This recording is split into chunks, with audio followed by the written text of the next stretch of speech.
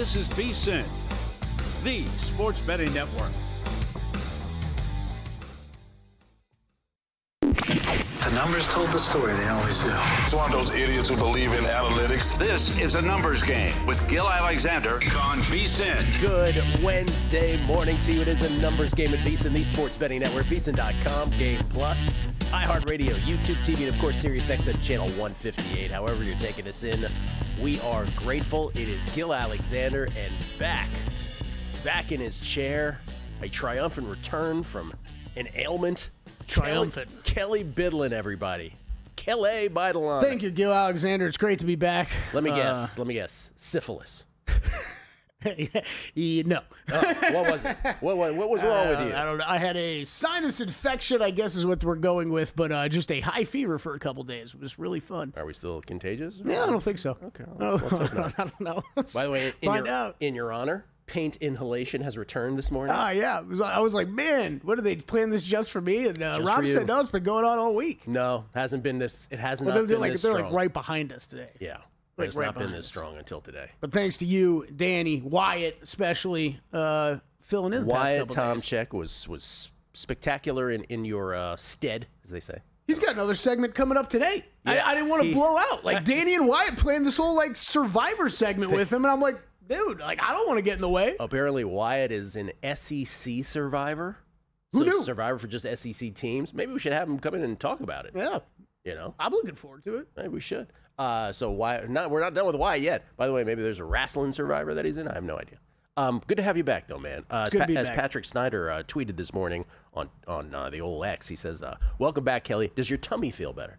My tummy was never a problem, actually. It was never a problem. Never a problem. Well, go ahead. Until, like, the past day where I just ate a ton. Just last thing on that. You were so sick that you only watched 90 minutes of football this weekend? I'm going to go with, like, 2 hours on Sunday, and it was spread out. Like, I was just, like, in fever chills in bed, in and out of sleep. I think I caught, like, 6 minutes at a time throughout the entire day on Sunday. Completely missed the end of the Bills-Ravens game. That's how we know you were legit sick. That's all the football you watched. That was wild. And missed the end of that spectacular game where you had the Bills. I had the Bills, yeah. Rewatched it on Monday. It was great. Yeah. Great finish. you watched it. I like that. Come on, Josh Allen. Josh Allen, Gil. Josh Allen. Don't make me go through it again. What are we talking about here? There's a Greek god out there, for Christ's sake. Oh, easy, buddy. Easy. Jeez, come in.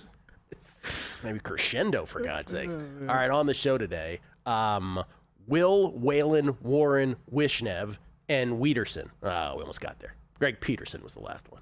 I wanted the full W alliteration. I did this on purpose. You didn't know that? Oh, that's what you did? No. Will Hill will join us here to talk all his sports bets momentarily. Baseball, football.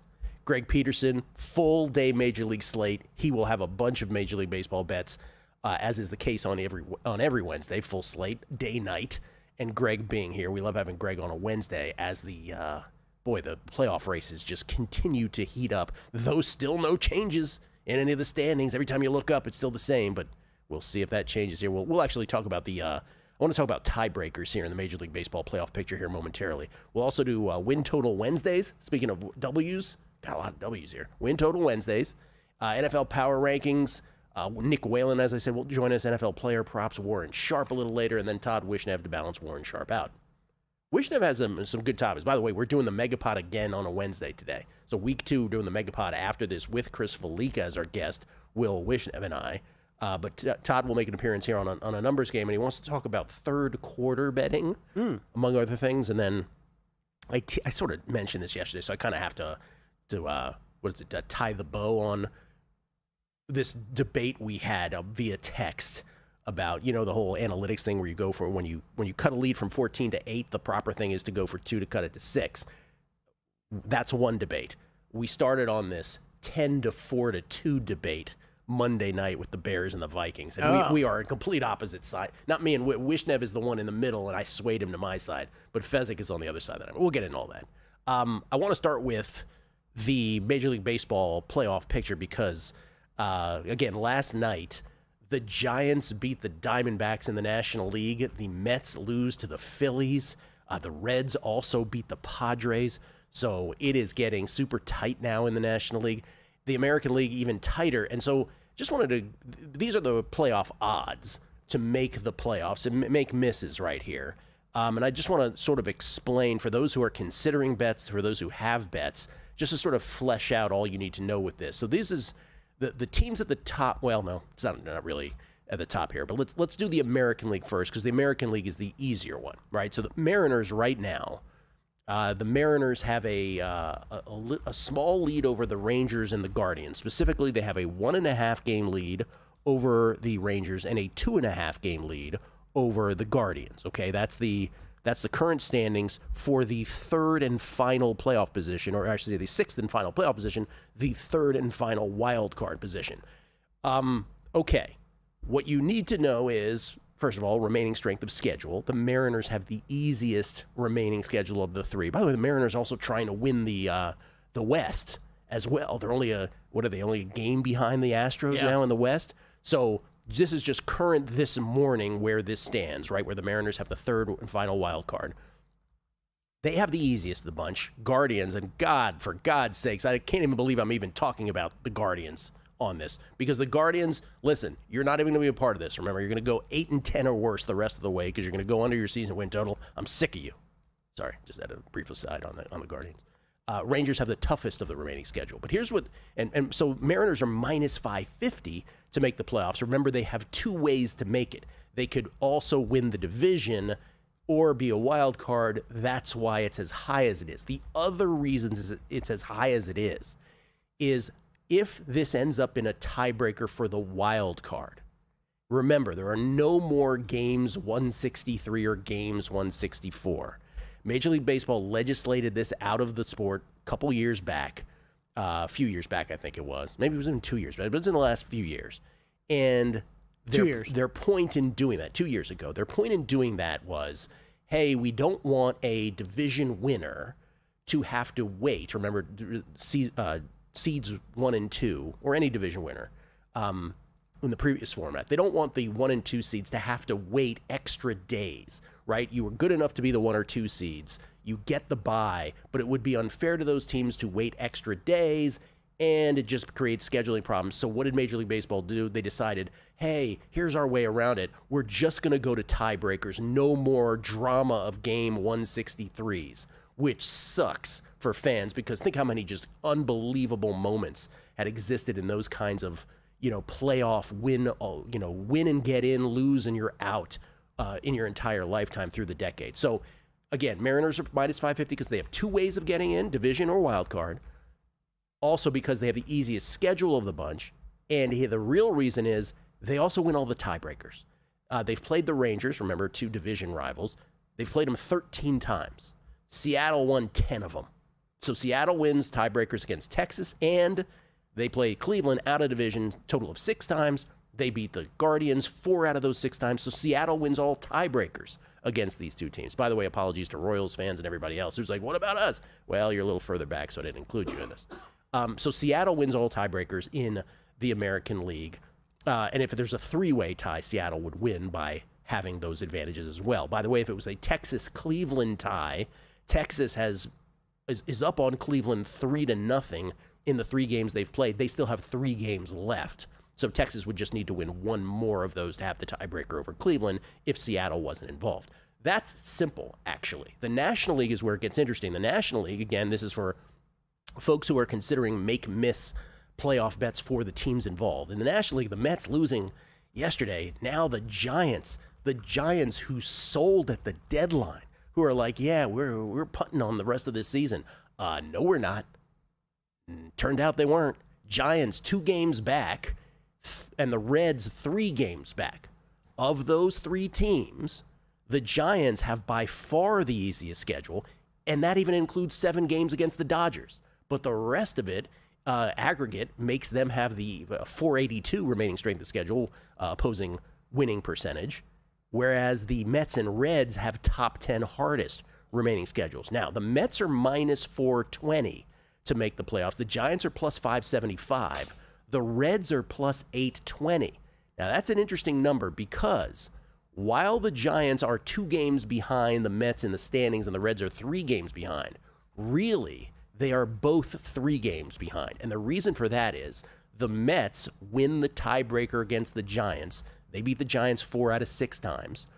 Conversely, the Reds beat the Mets 4 out of 6 times, so they would win a tiebreaker with the Mets, right? So that's why, really, de facto, both the Giants and Reds are 3 games back. In other words, the Giants would have to clear the Mets. That's why the 2 games in the standings is a little misleading. Now, if it's a Giants-Reds tie, they split their season series of 6, and then you know what it goes to, Kelly? It goes to the dumbest tiebreaker ever created in sports. Oh, I don't know. There's a lot of dumb tiebreakers in sports. No, this one's dumb because it makes no sense. It's intra, not inter, intra-division record. Remember intramural sports? Yeah. That means within. That means it's the Giants' NL West record against the Reds' NL Central record. Sure, that should matter. It's so dumb. The Giants currently 18-20 against NL West opponents. The Reds slightly worse, 17-22 against NL Central opponents. So right now the Giants would own that tiebreaker, but the Giants have 14 games left in division and the Reds have 13 games left in division, so we don't know what that's going to come to. Here's the bottom line. If it turns out to be a 3-way tie, and let's say the Giants win the tiebreaker against the Reds, that way you will have a tiebreaker where nobody dominates the other, right? Mets over Giants, Giants over Reds, Reds over Mets. In a 3-way tie situation, the Giants would be the one eliminated because then you would go to what's the record between the 3 of them. So the Giants basically have to clear everybody. But if it is a Reds-Mets, and then it would go to Reds-Mets, and the Reds would get in because they beat the Mets 4 out of 6 times. So what I'm saying here is if there is a bet, maybe the Reds plus 820 is a consideration despite the harder schedule. I'm not betting it, just full disclosure. But that's how this shakes out and what you need to know tiebreaker-wise when considering these bets. Will Hill on the other side. It's a numbers game at VSiN, the Sports Betting Network. If you're serious about football betting, VSiN's got your weekend game plan. Fridays at 7 p.m., it's the Circa Friday Football Invitational. Saturday morning, VSiN's College Football Tailgate Show at 9 a.m., breaking down matchups, props, and big-time bets. Later that night, join the Football Contest Show as the sharpest betting minds give you their picks for Sunday's game. And Sunday at 9 a.m., lock in with Mitch and Pauly on VSiN's Pro Football Tailgate Show. Your final stop before kickoff. Check out the full lineup at VSiN.com and join us on the Sports Betting Network. So, Pauly, have you had a chance to read the VSiN Daily yet? Yeah, came in at 3 a.m. What's Bill doing up that late? Well, rumor has it, it starts off with a 12-hour meditation session. Then he just pours himself over film and live TV, really focusing and taking it all in. Bill's in with the biggest insiders, talking trade secrets, strategies, the whole 9, absorbing the info. And then and only then can the writing process begin.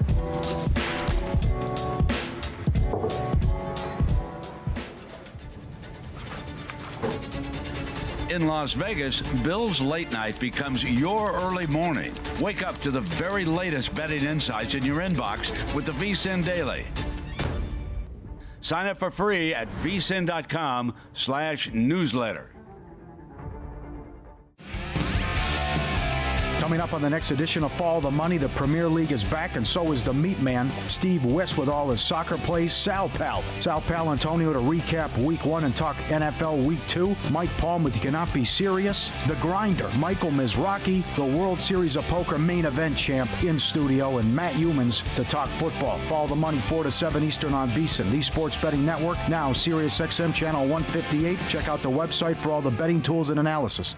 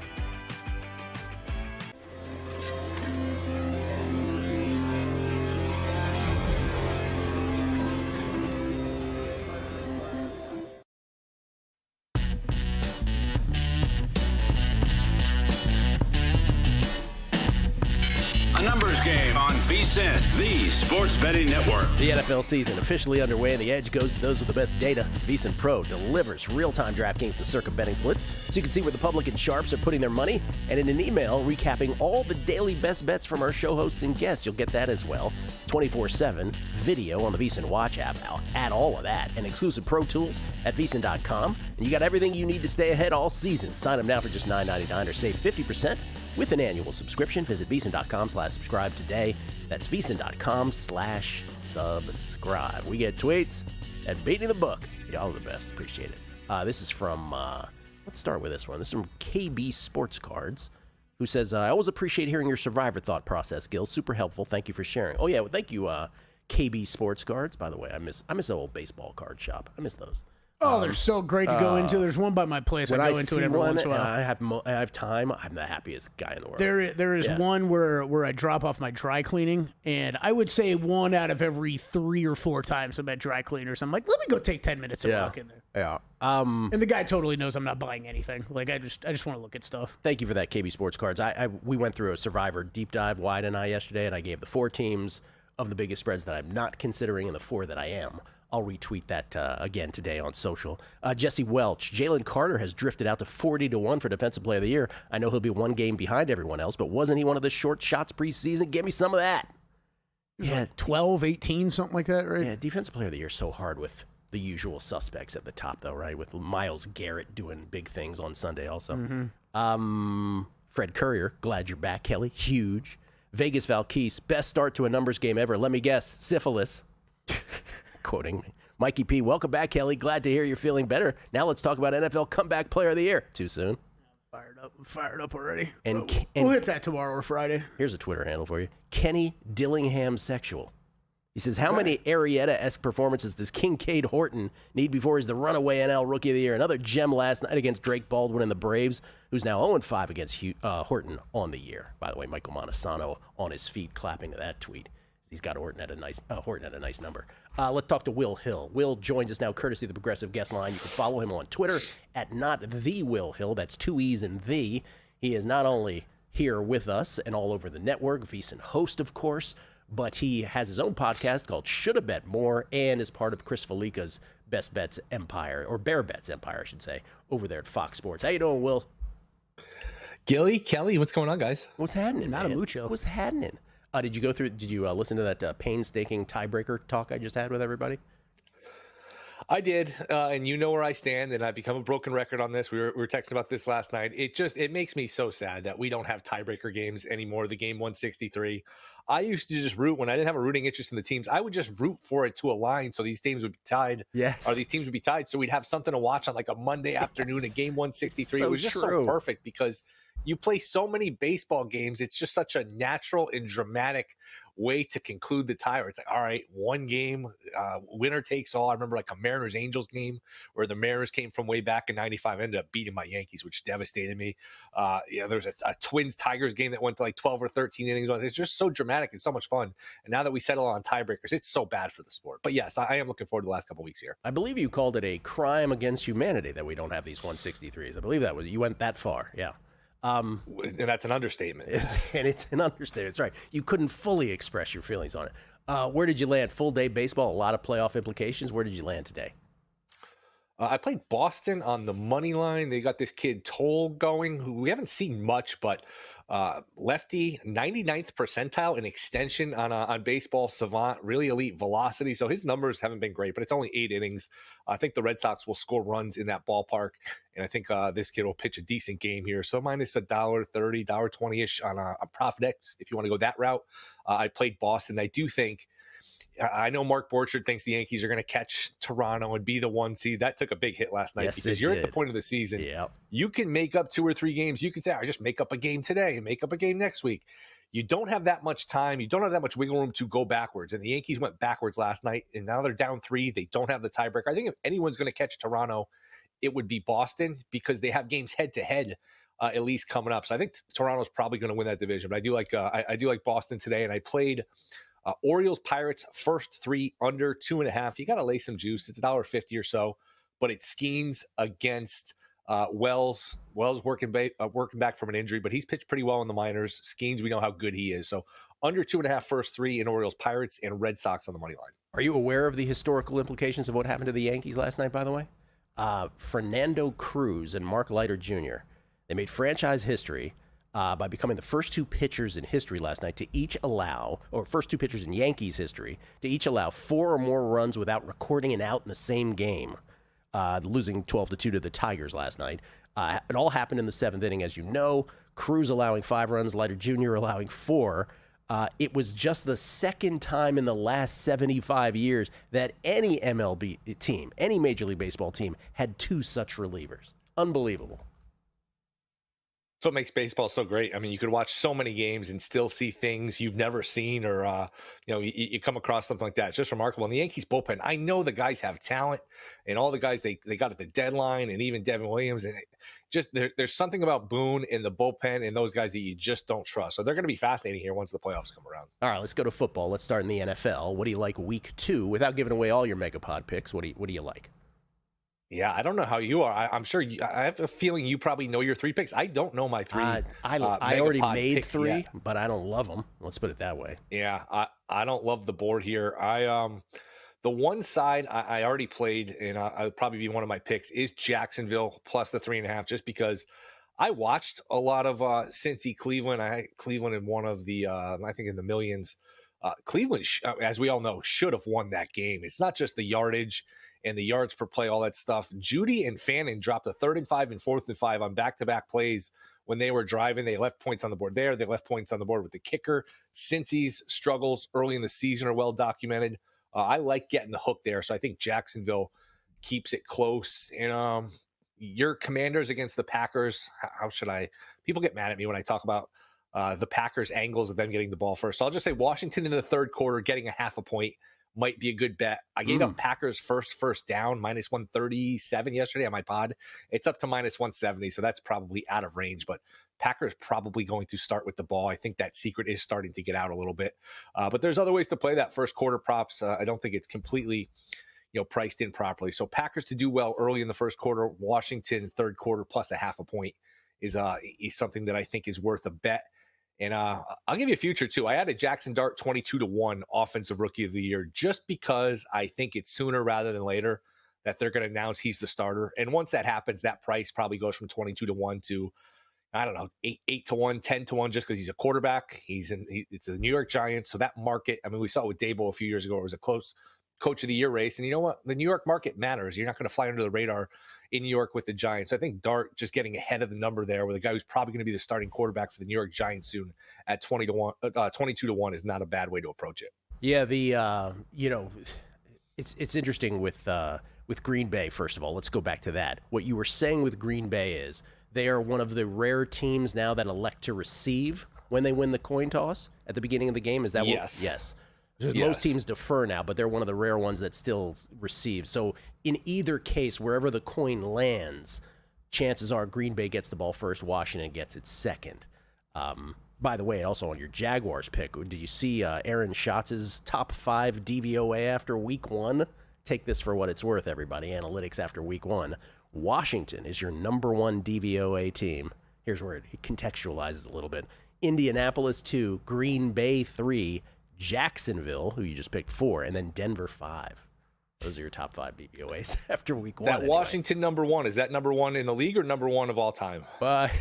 It's a great number 1 in Gil's heart. Great question. Just number 1 for week 1, but it is a great question because they have the 91 skins. I don't know if you know if I've ever mentioned the 91 skins on this show before. Anything college football wise? Yeah, I like Vandy plus the points against South Carolina. I think 5.5 is still the number.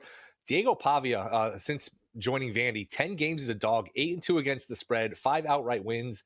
And even though it's early in the season, these teams have a common opponent. Vandy just went to Virginia Tech and outgained them by about 250 yards, won the second half 34-0. We all watched that Virginia Tech South Carolina game Labor Day weekend on the Sunday where Virginia Tech outgained them, could have beaten them, punt return, dropped some passes.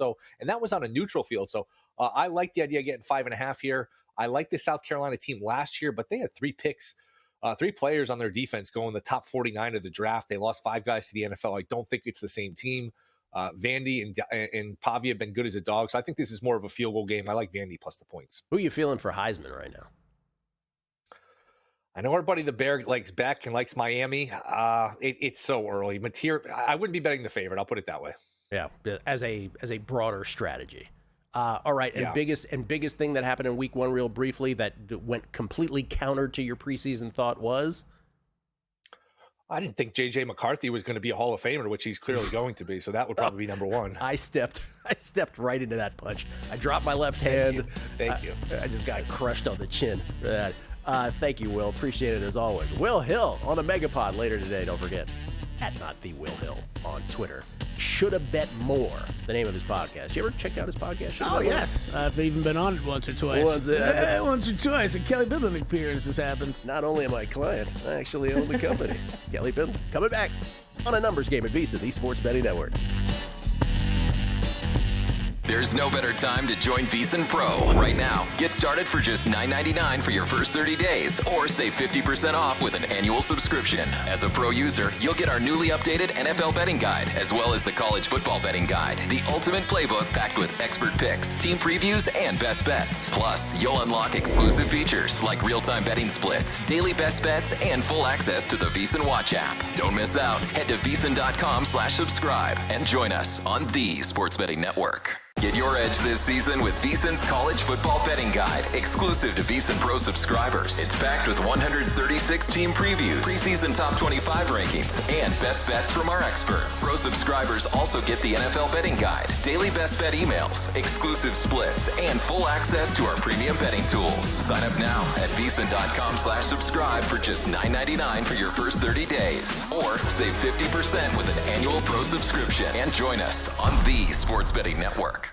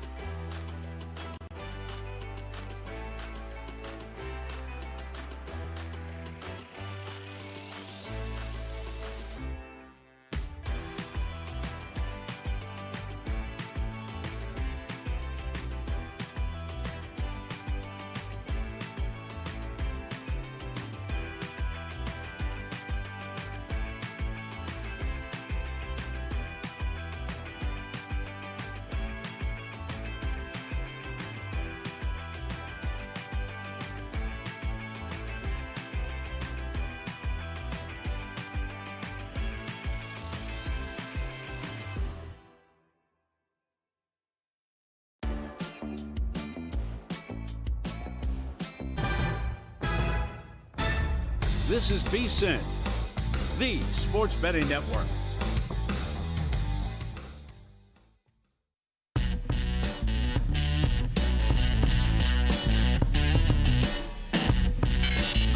Game on VSiN, the sports betting network. Wednesdays at Bracco mean reduced juice because betting smarter starts with better pricing. Every NFL Thursday spread is offered at minus 103, minus 103 instead of the industry standard minus 110, saving you serious juice every week. And right now, use code VSiN and get a 50% welcome bonus up to $100. You can also get free bets for referrals and contests. You're always getting extra value at playbracco.com. That's B-R-A-C-C-O. Bracco. You can say it that way. That's how you remember it. I like it. Instead of Bracco, you'll be like, Bracco, and then you'll remember it's B-R-A-C-C-O. See? Minus 103, minus 103. Nothing wrong with that ever. No, not at all. That's faux show. We get tweets at beating the book. Buddhist man. I'm more interested in hearing Kelly's Survivor thoughts, not for the contest, but for his life in general after his prolonged illness.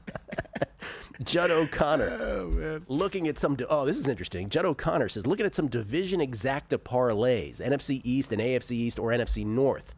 Seems to have pretty robust numbers with the Giants, Dolphins, and Bears. Seem to be the worst in their respective divisions. Picking the order right at 52-1 seems to be a no-brainer. Let me explain what he's doing. So he essentially is doing, apparently they let you parlay these at certain spots, right? So he's taking the AFC East after 1 week and he's saying, okay, that looks like it's going to be Bills, Jets, Patriots, Dolphins.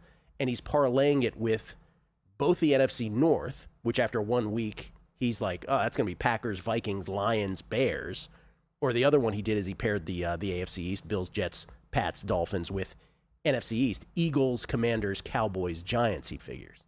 And he's getting big payouts on them. So that's his strategy. You're looking pretty at interesting. Exact order finishes and parlaying them together with divisions after 1 week of NFL football? I would be careful with that. I would be careful. I don't know how much you did. I'm sure you did some overreaction stuff yesterday and today. I'm just reading the tweet. Dan Groeschel. I wish Major League Baseball would use the tiebreakers to determine who gets home field for Game 163. There aren't many phrases in sports more special than Game 163. Totally with you, Dan. Matthew Mayberry. Since Scott Hansen almost had an orgasm Sunday when he thought Myles Garrett had 3 sacks on 3 consecutive snaps, the Defensive Player of the Year is already over if you ask Scotty. My God, calm down, bro. Matthew, that's hilarious because I mentioned when he first brought up Hawkeye being used, I think it was the Broncos-Titans game, though don't hold me to that. He's like, oh, this brand new technology, it's just incredible. And then he had to like catch himself. He's like, for football, because he remembered tennis has been using it for 20 years. And again, it's like, hey, dude, there's bodies on it, and it's all like subjectively spotted to begin with, so Hawkeye is really the same thing. But you're right. When that sequence in the Bears-Bengals game, he thought for a second Garrett sacked Burrow on downs 1, 2, and 3, only to be told in his ear it wasn't Garrett on 3rd down. And he was like, oh, that's not as fun. You and I were texting about that like the first night of preseason. Like the NFL has done such a great job of making it seem like they completely invented this technology. Like, all praise and thank God the NFL's around that we finally have this, Gil. It wouldn't have been done if it wasn't for this league. I don't know of that being used ever. Completely revolutionized tennis for the last 2 decades. Pick 10. Of course, Will. McCarthy will be going into the Hall of Fame with Daniels. In the same class, right, Gil? Yeah, I think Will was being sarcastic. I think he was being humorous because Will was the first one we were texting. The first 3 quarters of that game, Will's like, God, I was trying to will this guy to be good. And then, of course, J.J. McCarthy engineers 3 fourth-quarter touchdowns. No, he ain't. He ain't no Jaden. Not yet, anyway. Shall we do some NFL power rankings after week 1? After week 1, yeah. NFL power rankings, plug it in. No, we don't have that one. Okay, maybe not. All right, let's go to your power rankings. All right, power ranking. There we go. Live 105. Okay. Now make of it what you will. Do I hear birds chirping, by the way? Do you hear birds chirping? I feel like I just did hear that. Well, that's interesting. We got birds in the studio. Yeah, birds. Yesterday, Drew had parrots outside of his house. Oh, that sounds about right. Is he still in Hawaii? No, he's at his house in the LBC. All right, I got the Ravens number 1. I know they lost. But the Ravens, to me, are the number 1 team in the National Football League. Based on everything we saw, yes, Bills flourish. Josh Allen deserves all the credit in the world. But there was definitely a series of events that is unlikely to repeat itself with the Ravens. Do they have a problem in 1-score games through the year? Sure they do. They're still my number 1 team. By the way, speaking of DVOA and Aaron Schatz, he has Team sucks, bro. What's that? Team sucks. Completely Ravens fell apart. Yeah, number one teams don't fall apart like that. Of 0-1 teams in the history of DVOA, which now goes back, I think, all the way to 1979. You ready for this? What, are they really high? They are the fourth best 0-1 team based on DVOA in the history of DVOA. The least shocking of shocking DVOA stats of all time. Do you know who's 1 and 2 of the 0-1 historicals? Oh, God. So Washington teams from the 90s. 99 skins, 79 skins. Who's the third team now? I feel like we're leaving out. If we mentioned all the others. I just clicked it off. Oh, sorry, third team. It's probably the Saints last year. That would be the 1991 LA Rams. Oh, yeah, sure. Great team. Yeah, that team actually finished 3-13, so they sucked not only week 1, but they ended up sucking, period. Whereas those Skins teams went 10-6, I'll have you know. We'll see where the Baltimore team ends. Anyway, here are my power rankings. Ravens are 1. Eagles, because they won the Super Bowl, I'm not going to go crazy, even though they could have or should have lost against Dallas. They're number 2. The Bills are 3. The Buffalo Billiards and Josh Allen are 3. Only issue, man, they got problems in that secondary still. So we'll see what happens with the Bills here moving forward. But they're number 3. Packers are 4 after their win over the Lions. I think they deserve that spot. Chiefs, I get it. They lost to the Chargers, but out of respect, Kelly, put respect on their name. They're number 5. Commodores are number 6. Aaron Schatz is number 1 after 1 week in DVOA. They're my number 6. Then the Chargers, who beat the Chiefs, are 7. The Niners are 8, but I'm aware the injuries are this is a tenuous position for them. We'll see. We'll see if they can get by the Saints. I mean, it's a good sort of opponent to have with all these questionable things. Obviously, Kittle's out. We'll see about Brock Purdy. Broncos are 9. I don't think they played particularly well against the Titans, and I thought the Titans. I thought Ward was better than Cam Ward. I almost said Charlie Ward. I thought Cam Ward was better than his stats suggest, but the Broncos defense is the Broncos defense. So because of that side of the ball, they get number 9. And then the Rams, who took a 14-9 lead over the Texans early third quarter and managed to let that hold. The Rams are the team I have the least handle on. They're my number 10. I like it. This is intriguing week 1 results of what we have the same and what we have different. So how about we have the same top 5 teams in a different order? Okay. We have the exact same team at 6, 9, and 10. We have the tops. Oh, wow. Exact same teams at 6, 9, and 10. And then 7 and 8, I have teams that you don't have in your top 10 at all. Oh, that's interesting. All right, so you're 1 through 5 in a different order than mine. Well, the Buffalo Bills, number 1.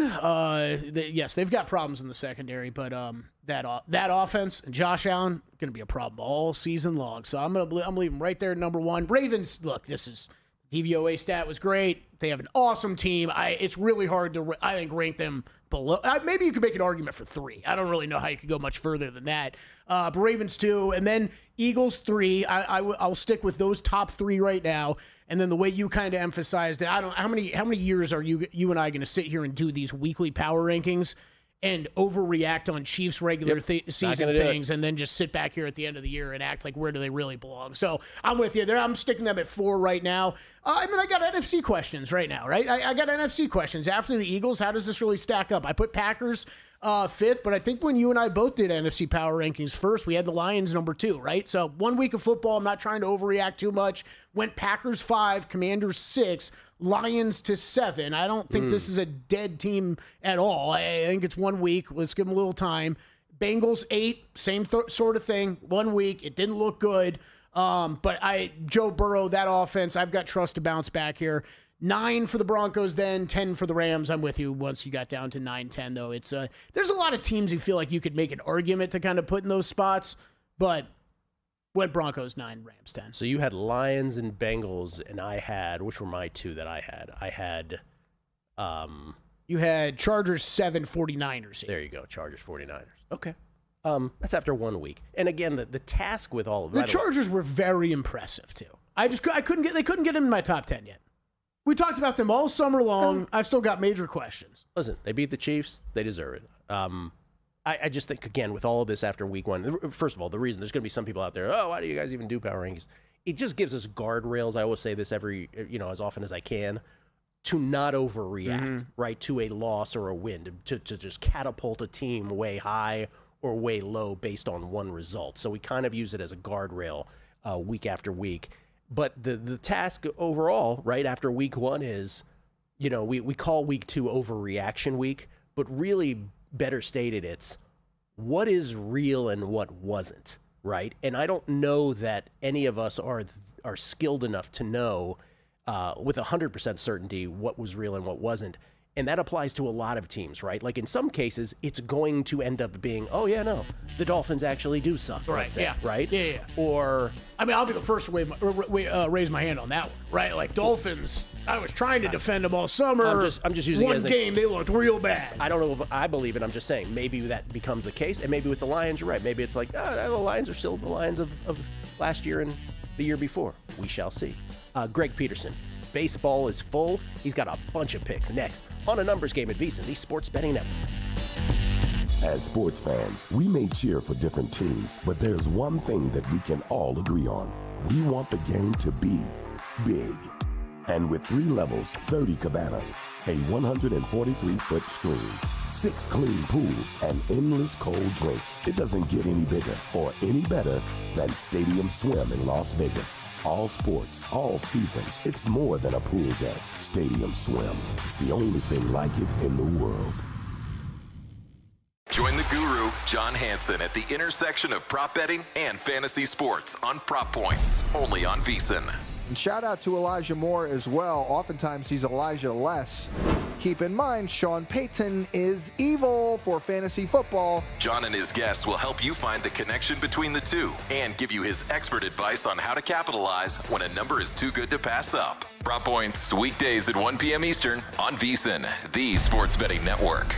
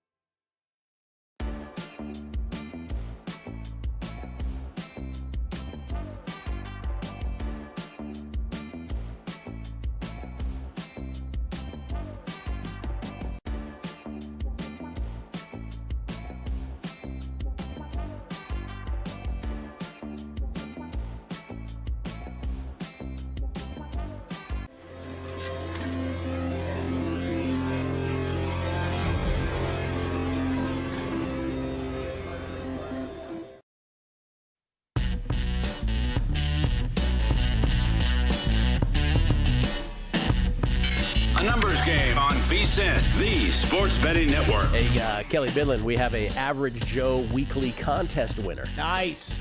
Patrick O'Connell. All right, Patrick. This week's Average Joe contest winner, and because he's already had an Edge Boost account, his $500 prize doubled to $1,000. Bam! That's why you got to have an Edge Boost account, because when you win the weekly, you win $1,000, not just $500, as Patrick did. Congratulations, Patrick O'Connell. He wasn't the only hot hand. 6 contestants went a perfect 7-0, and 4 of them are VSiN Pro subscribers. It pays to subscribe.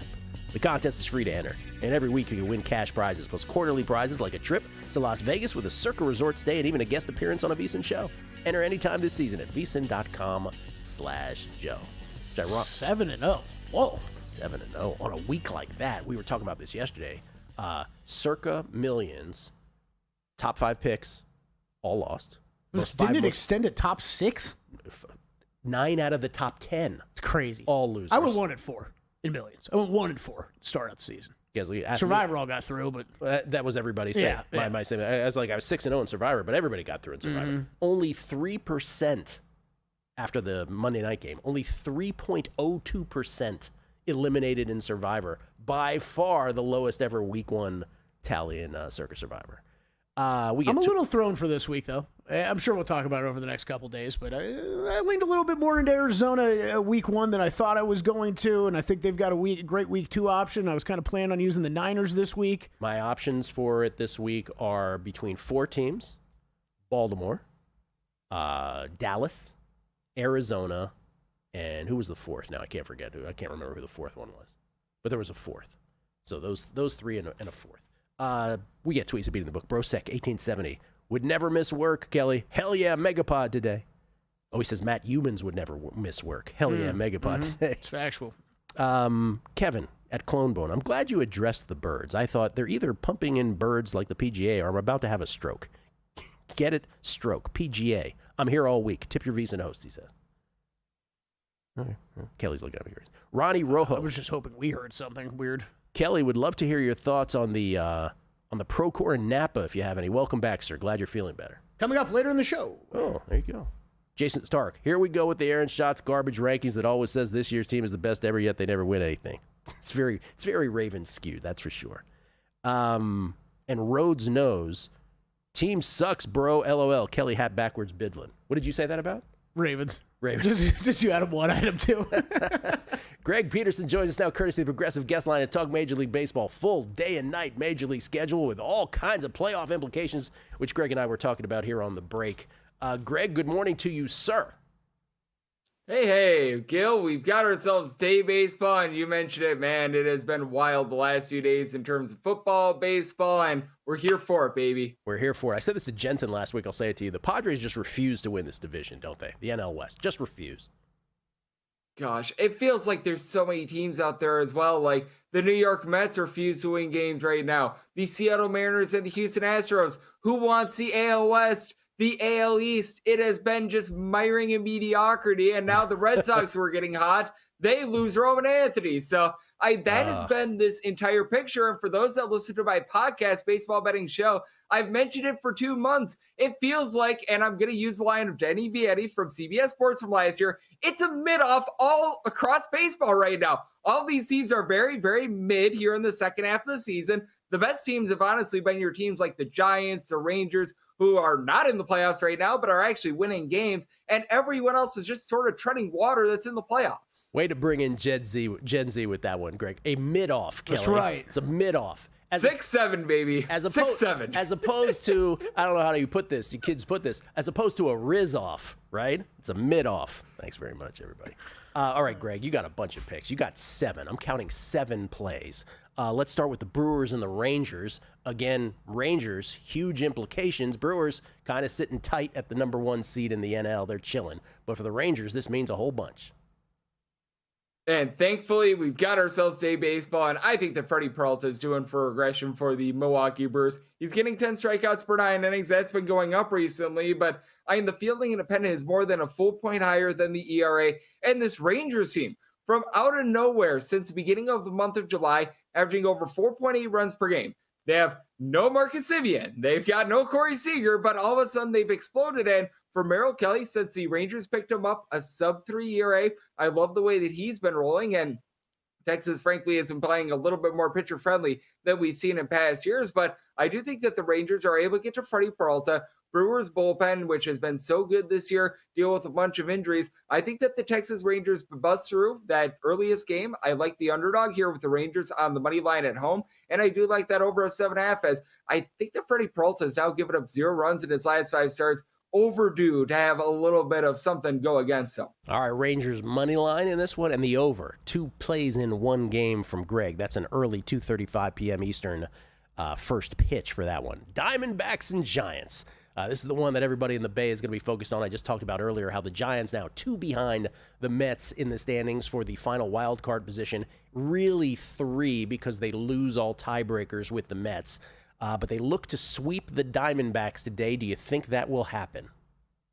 I think so. Carson Seymour began the season out of the bullpen for the Giants, coming off of start number 2 for him, and looks solid in that start against the Cardinals. 1 run given up in 5 innings, and Eduardo Rodriguez has been better recently. 1 run allowed in his last 2 starts, but dismal 5.22 ERA this year. 1.4 home runs, 3.5 walks per 9 innings, and I mean, Gil, I know you're a little bit of a San Francisco fan. Rafael Devers finally living up to what San Francisco traded for. I mean, finally. It took a long time, but all of a sudden this offense is catching a little bit of fire. William Adames is looking a little bit better for the team. Matt Chapman is actually hitting for a little bit of average right now. It's a Giants offense that is starting to turn things around. Now, as we know, pitcher-friendly ballpark, 8.5. I just can't advise an over with an 8.5. If you can get back down to a flat 8, I might be looking at it, but right now that Giants money line is right around about -115, -120. I'm only trusting the young gun and Seymour because I have no faith whatsoever in Eduardo Rodriguez and that bullpen. Let's go, Giants. I'm with you on everything you said also. Again,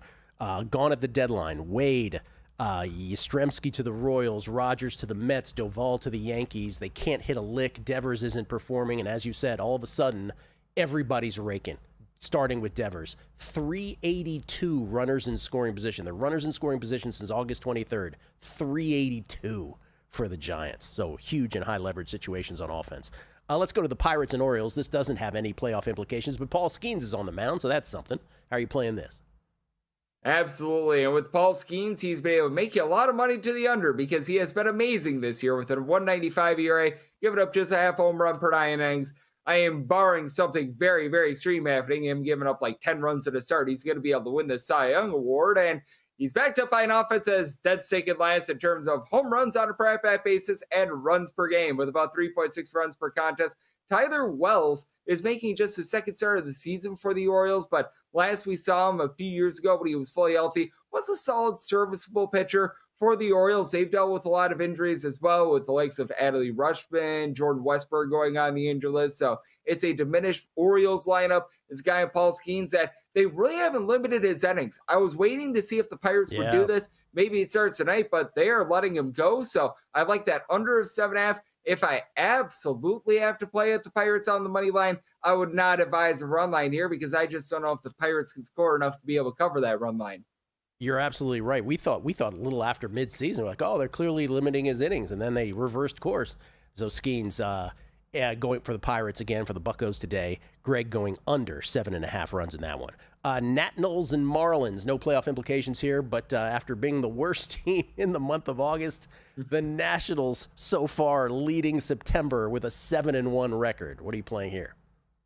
Yep, and I think that the Nationals soon might be using the Rob Schneider line of, oh no, we suck again, because they've got Jake Irvin out there giving up 1.9 home runs per 9 innings. And Erie Perez, you want to talk about some home and road splits, 6.46 ERA on the road with over 2.2 home runs allowed per 9 innings. At home in over 33 innings, he's allowed 0 home runs and a 2.25 ERA. So I think that the Marlins are going to be able to bust through here. Perez has had a miserable run over his last 5 starts, but darn near all those starts have come away from him. Him getting back to Miami, I think, is big. It's a Marlins team that has been really not hitting ever since they lost Kyle Sowers, but I think the Perez goes out there, gives you a nice start. I won't take the plus money of the run line of the Marlins, and if I had to play this total of 8.5 right now, I'd be looking under because I think the Perez shuts down the Nationals, and I think that the Nationals cool down. All right, let's squeeze in 2 more. We'll do 20 seconds on each. Astros and Blue Jays, both teams hanging on to division leads. Big comeback by the Jays last night. Yep, and with the Blue Jays, I was writing this up when it was minus 130 on the money line. You're still getting it at a minus 140. Solid number. Jason Alexander, sub 3.25 ERA with the Astros, but that fielding dependence nearly a point higher. Blue Jays have been leading the American League in runs per game at home, so like the Blue Jays on the money line. All right, lucky pick number 7, Rockies and Dodgers. We're going to go with the under here. Rockies are averaging 2.9 runs per game away from home. Dead last in terms of on-base percentage away from home. So give me the under, not so much that hefty run line / money line. Greg, you're awesome. Appreciate it, man, as always. Always appreciate you. Thank you. Good luck with all the bets. Greg Peterson, everybody at G.